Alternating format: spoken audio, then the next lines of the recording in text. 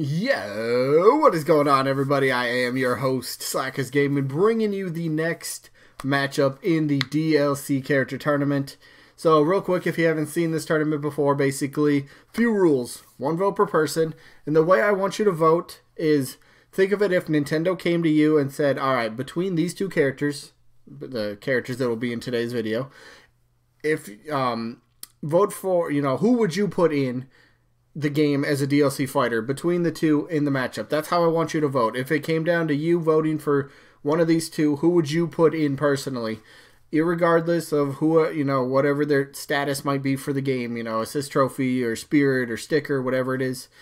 That doesn't matter. Throw it out the window. Who would you personally vote for? That's how I want you to vote. So, there you go. There's that. But also, it's a double elimination tournament. Character has to lose twice to be eliminated, which we will have our first elimination of the tournament today. And, yeah, 1 vote per person. I'm pretty sure I said that.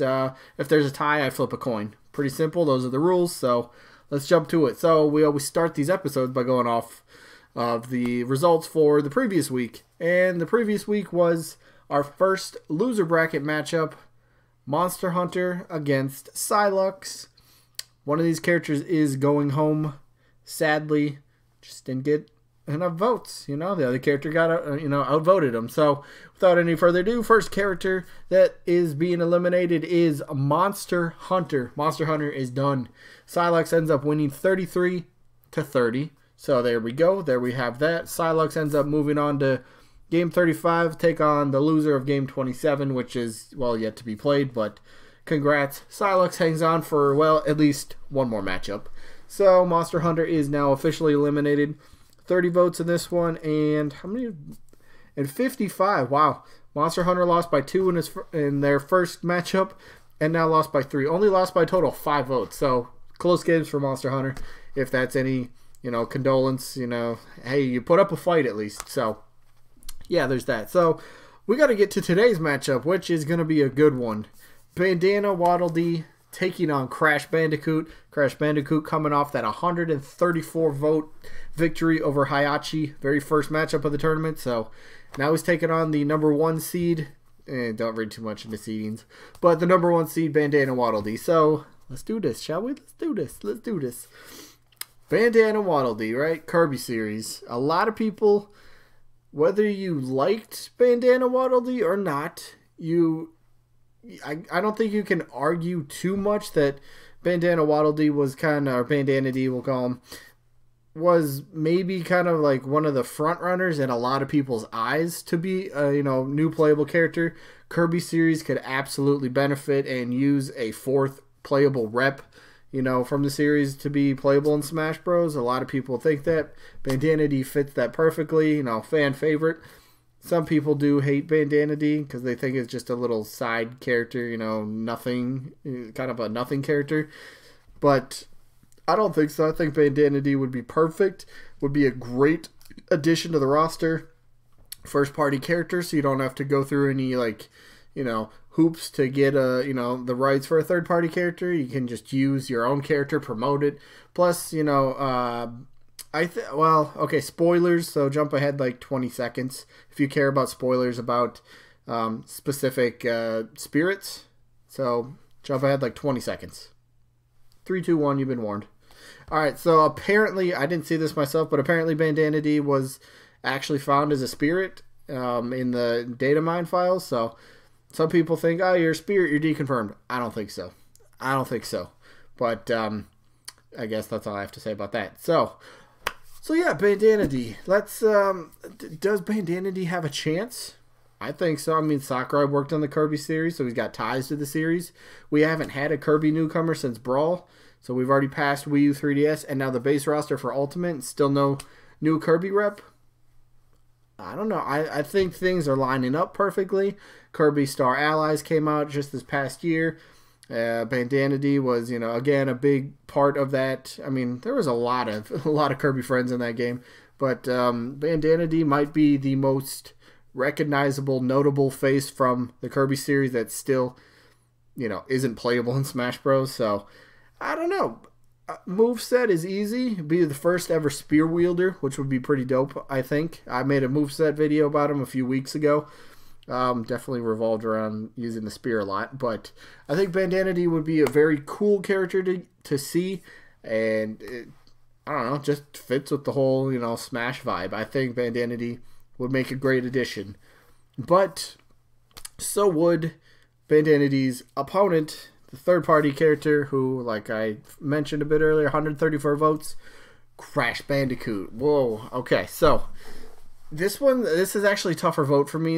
I'm not going to vote just yet, but a few weeks ago, this would have been hands down one way or the other, but, I mean, I love both these characters, honestly, but let's just go to Crash. All right, so Crash Bandicoot.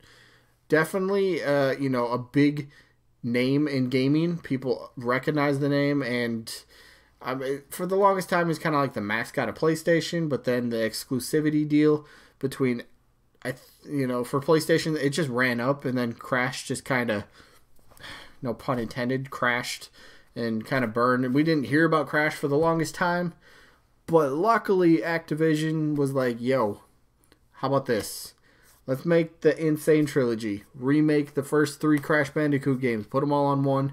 And it's sort of an attempt to reboot the franchise, which was awesome. I bought and played the game. Absolutely loved it because I never played Crash Bandicoot, the original games growing up. I was more of a Nintendo. I never owned I didn't own a PlayStation until PS3. So pretty awesome to see. I liked this. This was, the game was fun. Again, like I said, he's a big name, and of course the Insane Trilogy is on the Switch as well.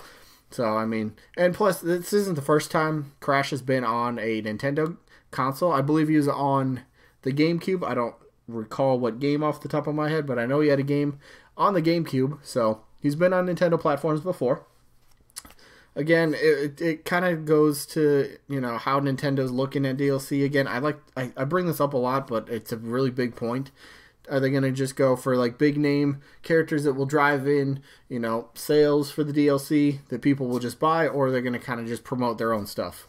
It all depends. Plus, Crash Bandicoot's in a interesting situation as well. It's from Activision.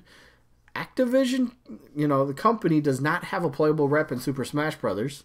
Not saying that they're going to get one, but, there's a lot of big third-party gaming companies, and there's a lot that are kind of repped in Smash Bros., playable wise, and Activision's kind of one of the last couple, big names out there that could get, and they have a ton of characters, Spyro as well. I'm not going to get into, everybody, but they have the library to, pick and choose from if Nintendo wanted to indeed be like, yo, Activision, we'll give you, how about what character you want to see? But I don't know. Crash would be awesome. I mean, this picture right here is absolutely dope. Think of this matchup. Think of this possibility of playing this. You could have Mario, Mega Man, Crash, Sonic, Pac-Man, Cloud. I mean, just wow. That's what I love about Smash the most. Just bringing all these different universes together and then just, go fight it out. Go play Smash. Have these characters just beat each other up. Have fun with it. That's what I love about this. And I can't argue. I don't think anyone could. Crash for Smash. Crash being in Smash would be fantastic. I would love to see this personally. But again, voting for who you personally want.